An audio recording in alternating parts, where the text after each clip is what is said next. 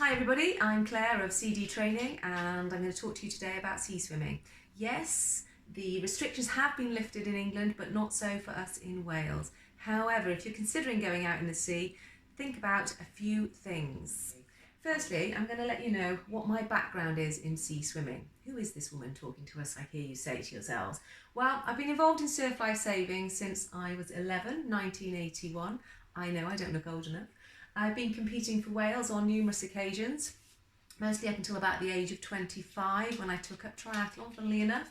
And then I represented Great Britain back in 1988 in Australia. There were only 3 of us who were selected to go out there on this training camp in Lennox Heads, which was an amazing experience, as you can imagine. And I've been involved with surf life saving both here in the UK and in Australia since then. Also been involved in triathlon, clearly, open water swimming, racing and coaching for, let's say, almost 40 years now. So it's absolutely crazy. So I have built up a wealth of information, a stock of knowledge. It's all up here to help you think about what you need to consider when you go sea swimming. Right, so let's move on. So at the moment, I've got some average sea temperatures there going from April to October. So back in April, the sea temperatures will be about 9 degrees here in the UK coast. And in October, we might be at about 13 or 14 with a heady 16 degrees at August. So mid-August or the end of August, we are at our height of our warmth. So at the moment, just coming out of May into June, we're somewhere between 11 and 13 degrees. So it is pretty chilly out there. So unless you're a seasoned open water swimmer who swims without a wetsuit, I would highly recommend that you don a wetsuit in order to get out into the water. Now you can get a whole host of different wetsuits. You can use obviously surfing wetsuits, or you can buy a specific swim wetsuit. This is a picture of us back in the olden days, the children there, all in the sea having an absolutely amazing time. So they had surf wetsuits back then. We were obviously in our triathlon suits because we were very serious in our racing back in those days and having an absolutely fantastic time. One thing I haven't noted is that they've got goggles on. So hats and goggles. I've got booties on my list here. Booties will slow you down in the water, but they will stop your feet from going completely dead. Okay, so it's something to consider if your feet do suffer from the cold. Gloves, another good point. Keeping those extremities nice and warm is always handy, particularly if you're thinking of getting out and doing a brick session. So you want to get out of your wetsuit and onto the bike. Once your fingers are dead, it's really, really hard, and toes dead, it's really hard to get the blood flowing back into those. Thermal hat is great because it gets rid of the ice cream head and the I can't breathe moment, which I'm sure you've all experienced. Okay, and if you haven't got a thermal hat, 2 thick swimming hats will do, although you might feel like you're crushing your brains a little bit. But yeah, two swimming hats is pretty much what I used to use for quite a long time, but as age has got the better of me, I have purchased a thermal neoprene hat. And finally, most important really, is a safety buoy. So you can get brightly coloured safety buoys which go around your waist and you can be seen for miles. Particularly if there are boats on the water, you're likely to be seen then rather than run over by the boat. Often we're obviously wearing black wetsuits, so we're not easily seen. Hats are, might be white, blue, but they're not really visible. But if you have a clear coloured swimming buoy, they will spot you from quite a distance, so it's well worth doing. Alternatively as well, if you're struggling out there or you've got swept out by a current and you're struggling to get back in, people will be able to see you. The swell is big, you can lose swimmers quite easily from the shore, so it's good to have something clear to see you by. Now, because of social distancing, I'm assuming a lot of you are thinking about going out for a swim on your own. I would also highly recommend taking another person with you. They are your final piece of kit that you need to consider. They may not be swimmers, but as in swimming training with you, but they're there to call the Coast Guard if necessary or lend a helping hand if they are sufficiently trained. They do need to know how to get you in. Otherwise, if they go in to help you and there's problems, then obviously that's 2 of you in trouble. So be aware that you do need to be swimming with others if possible. And obviously with social distancing, I'm sure you can work out a way for that. Now then, now I'm going to talk about the weather.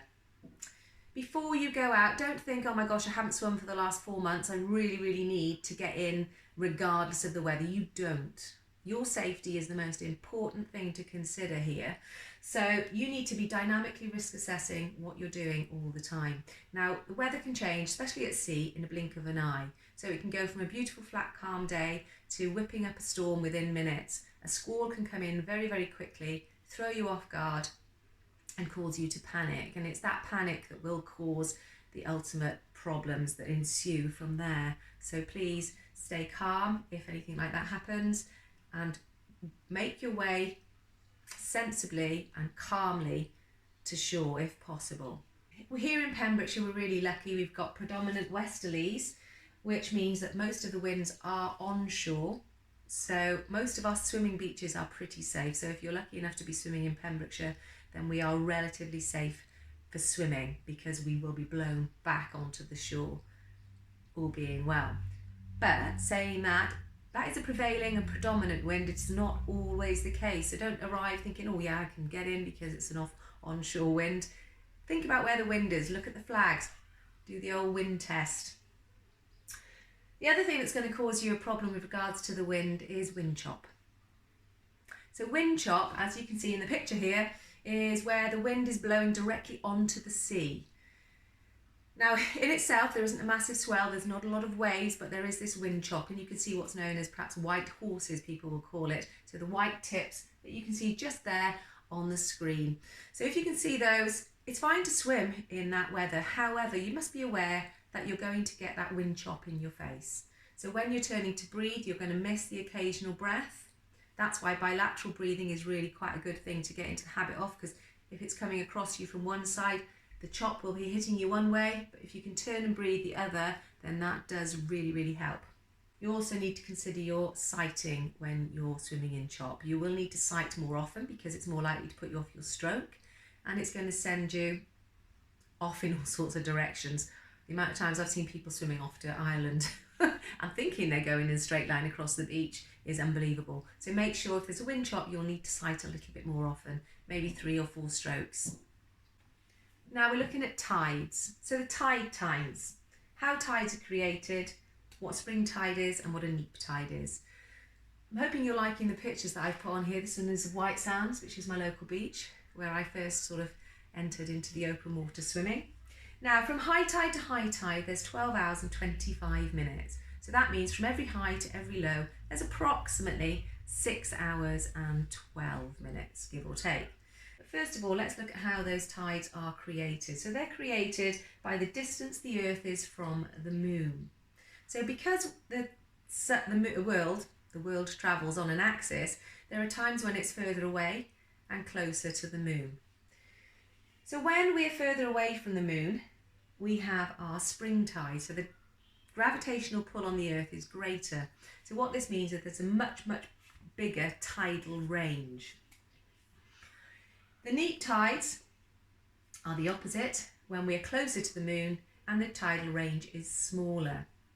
So spring tides happen after every full and every new moon. So if you're unsure of what it is, obviously take a look up in the sky and you can guesstimate where it is. Obviously we can get that information from the locals, we can get it from the tide tables, and that will give us the range. The spring tides are the most dangerous tides to be swimming in because they're moving over such a great distance but in the same time, so that's 6 hours 12 minutes from high to low, but they're covering a very large area of land or a great deal of height. The water is moving much faster, so therefore the currents are going to be greater. So be aware of that. The water moves the fastest in that 3rd and 4th hour. So between high and low, those middle 2 hours, that is when the water's moving the fastest. So if you're going to consider when to swim and you're unsure of the area, the best times to swim are the hour before and after high tide or low tide, which are known as slack water. So an hour before or an hour after slack water, which is before the tides change. So please bear that in mind. Most people prefer to swim on a high tide, particularly if it's a spring, because they have to walk about half a mile to the sea to get there. Remember, the neap tide range is relatively small, so it's relatively safe to swim at any time during a neap tide. Even in that 3rd and 4th hour, the water will not be moving dangerously fast. So we have our tidal ranges. So what I just mentioned there with regards to the distance between high water and low water, it will depend where you are located. So here in Pembrokeshire we can have a 7 metre range on a very high spring, but you might find wherever you're based it will be less, possibly could be more. So it's really worth finding out, because you can, the biggest problem I think I've encountered is the floating flip-flop. So you get to the beach, the tide's coming in, you're not too bothered, you head down to where it looks quite a long way from the water's edge, you put your flip-flops there and you head into the water, and within half an hour your flip-flop is doing a faster pace than you are going out to sea, because the tide is coming quite quickly. So with your tidal range, it helps you to gauge where to leave your flip-flops as one thing, and it's really important to always check it, because it gives you an idea of the speed of the flow of the water, particularly during that 3rd and 4th hour. Speak to the locals, ask the coast guards. Fishermen are great because they pretty much know everything about the sea because they're out there all the time.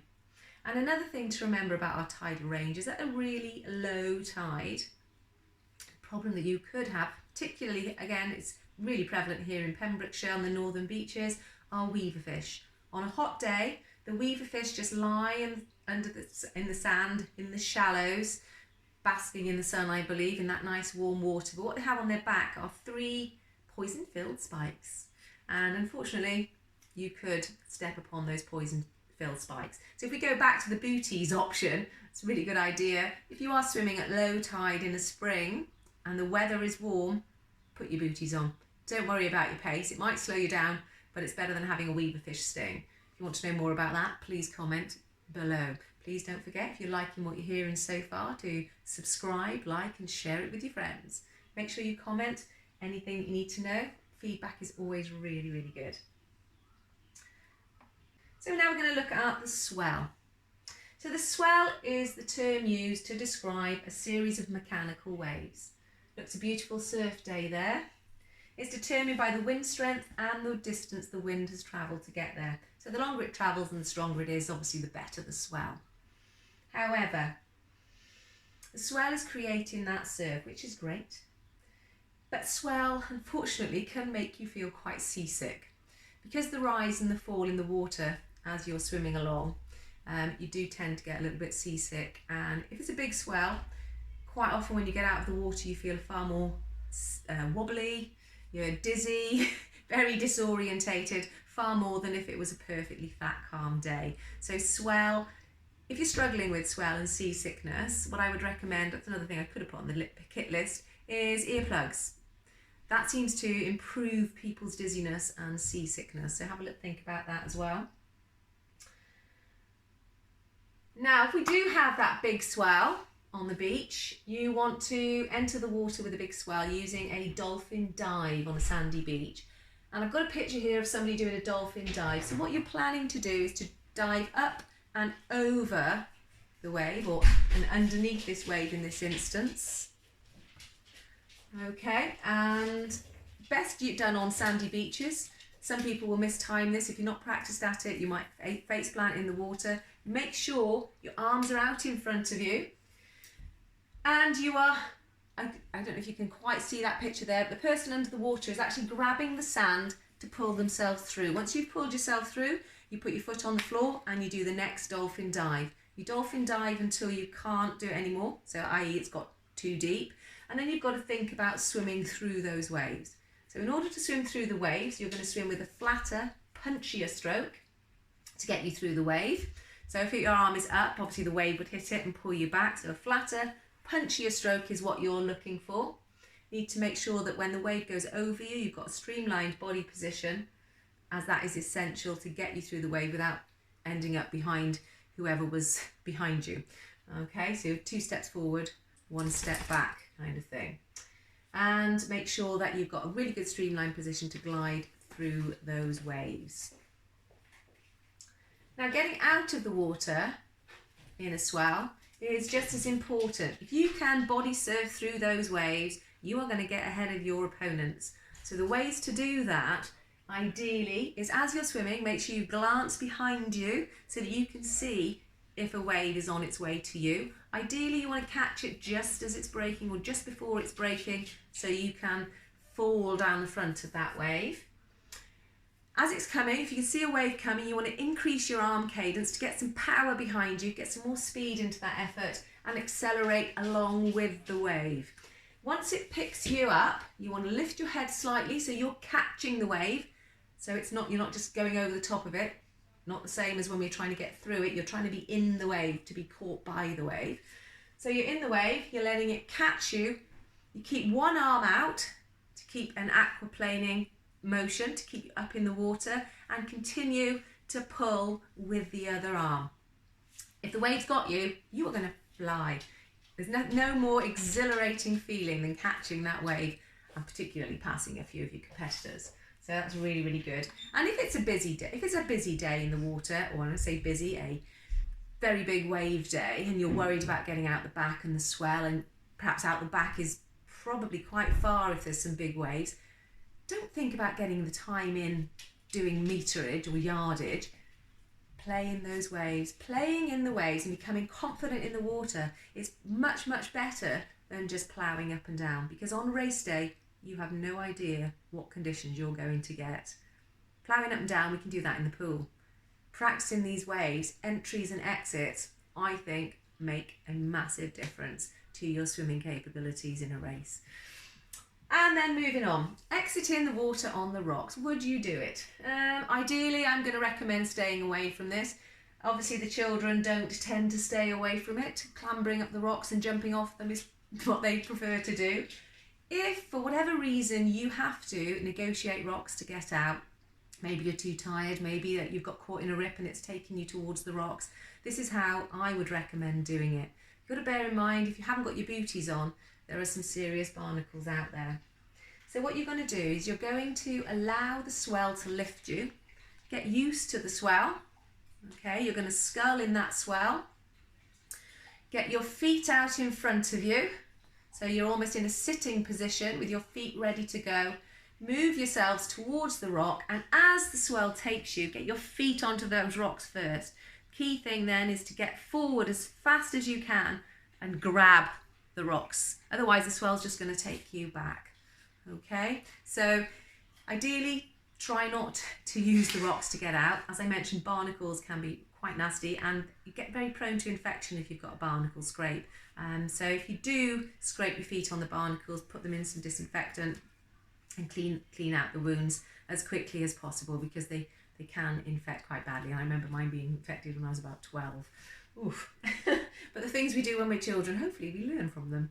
And yeah, so you literally a nice wide base. So don't have your feet together because you're quite likely to topple over and it'll take you 3 or 4 attempts. I mean, the beauty, I think, of having these kids doing what they're doing, they're so at home in the water.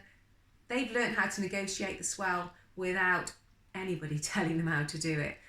It's just come second nature, and that's if you live in the coast, I can't recommend highly enough getting in that water and playing.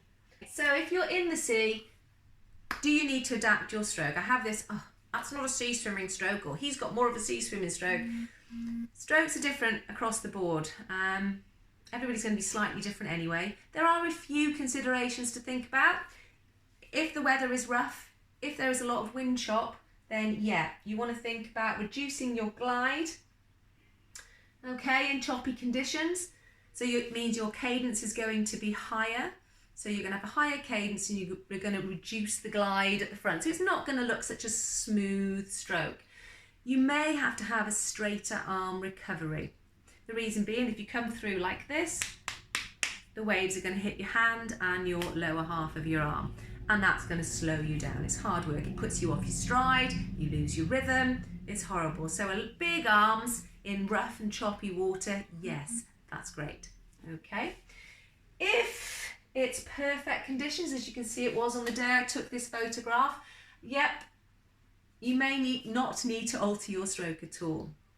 When swimming in perfect conditions, just swim smooth, swim relaxed, enjoy it. Have a look at what's underneath you. Even here in the UK coastline, we have amazing Gosh, usually now we're looking at the spider crabs out at sea, and they all gather together in big clusters. It's like a mountain of spider crabs. It's just amazing. You could be swimming over kelp beds. There are dolphins on our coast anyway, and there are seals everywhere. I know a few of my friends have been quite surprised when the odd seal pops up beside them. They're quite playful, and generally they don't mean any harm. October is the breeding time, so possibly then you might want to stay a little bit away from where there might be some mother seals. But yeah, it's just the most amazing thing. When you're sea swimming, make sure you stop. Look around you, the vibrancy of the colours, as you can see from the photographs that I've been showing you. All of those photographs are based here in Pembrokeshire. Not that I'm working for the tourist board or anything, but I'm very lucky. It's a very wonderful place to live. Now, the last points that I want to make are about rip currents. Rip currents are a real issue. They do make people frightened of going in the water, not knowing where they're swimming. Don't be so frightened of a rip current. So a rip current is formed by water seeking its own level. So on a big surf day, when the waves are bringing in large volumes of water, it will find its easiest route out. So on a soft sandy beach, you might find that it will shift the sand and create a channel. So there's a channel that you can clearly see in this picture here. So if it creates that channel, you'll go out and with it, okay? It'll take you with it. But it does dissipate as it gets to a head at the top of that channel. Now, so that's what a rip current is. It will dissipate, and that's really important to remember. There are different types of rips that we in particular need to be concerned about. And the first type of rip, I would say, is a flash or fixed rip, which this is a perfect example of. So a flash or fixed rip is a rip that just pops up. It could be there for a couple of hours. It could be there for a couple of days, and then it will go, it will move somewhere else because the sand is shifting. It's not permanent. The one that we know about the most probably are our permanent rips, and down in White Sands the permanent rip is at the Ram's Nose to the right hand side of the beach. The water comes in from the left and ends up in the right. I have to think about rights and lefts then. Ends up on the right, so the water's coming in and it obviously hits the headland and has to come out. So if you've got headlands, if you have got piers, there's going to be rips around there that are pretty much permanent. Estuaries and water courses coming into the water will also cause a rip current or a differing current that will throw you off your guard.